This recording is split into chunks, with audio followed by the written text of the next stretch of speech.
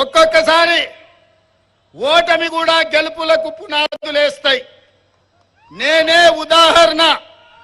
2018 డిసెంబర్లో నా మీద కక్ష కట్టి, నా మీద పగబట్టి, అర్ధరాత్రి నా ఇంటి తలుపులు బద్దలు కొట్టి వేలాది మంది పోలీసులను పెట్టి చంద్రశేఖరరావు అర్ధరాత్రి పూట నన్ను కిడ్నాప్ చేశాడు. ఆ దెబ్బ కోర్టులో కేసేస్తే కలెక్టర్, అదేవిధంగా జిల్లా ఎస్పీ సస్పెండ్ అయ్యారు. కుట్రలు కుతంత్రాలతోని కొడంగల్ నన్ను కేసీఆర్ అసెంబ్లీకి ఓడిస్తే 3 నెలలు తిరిగే లోపలనే మల్కాజ్గిరి పార్లమెంట్ లో, దేశంలోనే అతిపెద్ద పార్లమెంటు, నరేంద్ర మోడీ అమిత్ షా పార్లమెంట్లు కలిపితే ఎన్ని ఓట్లుంటాయో అంతకంటే ఎక్కువ ఓట్లు, 35 లక్షల ఓట్లుండే మల్కాజ్గిరి పార్లమెంట్ లో రాహుల్ గాంధీ నన్ను పార్లమెంట్ కు నించోబెట్టాడు. 3000 పోలింగ్ బూతులు ఉన్నాయి. నేను అడిగిన సార్ ఎట్లకెళ్ళి సాధ్యమవుతుంది, ఎక్కడ తిరగాలి 35 లక్షల ఓట్లు ఇదే అని. రాహుల్ గాంధీ గారు నాకు ఓ మాట చెప్పారు.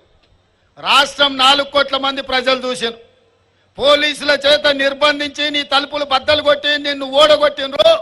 ప్రజలు నిన్ను వదులుకోవాలనుకుంటలేరు. ప్రశ్నించే గొంతుగా తెలంగాణ రాష్ట్ర ప్రజల కండగా ఉండాలి, నిన్ను గెలిపిస్తారు, నువ్వు పోయి పోటీ చేయిపో అని వారు ఆదేశించిండ్రు. నేను శిరస వహించిన.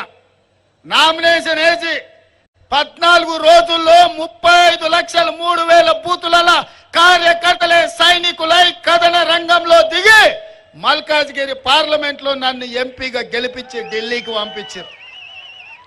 గల్లీ నుంచి ఢిల్లీ వరకు సమస్యల మీద కొట్లాడిన కేంద్ర నాయకత్వం దృష్టిని ఆకర్షించిన ఆ దెబ్బతోని నాకు పిసిసి అధ్యక్ష పదవి వచ్చింది.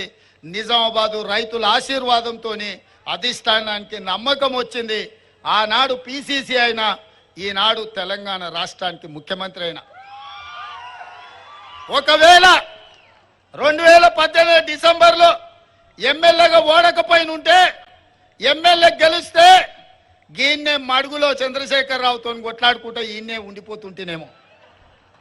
కానీ ఒక్కొక్కసారి అదృష్టం ఓటమిని కూడా గెలుపుకు పునాదులేస్తుంది. 2018 ఓటమి 2023 డిసెంబర్లో ముఖ్యమంత్రి కావడానికి ఉపయోగపడ్డది. మిత్రులారా, నేను ఎందుకు ఈ ఉదాహరణ చెప్తుంటా అంటే, మొన్న జరిగిన ఎన్నికల్లో జీవనాన్న ఎమ్మెల్యే ఓడిపోయింది దురదృష్టం కాదు, అదృష్టమే. ఈరోజు మీకు ఎంపీగా వచ్చి, ఎంపీగా గెలిచి ఇండియా కూటమిలో వారు కేంద్ర మంత్రి కాబోతున్నారు. అందుకే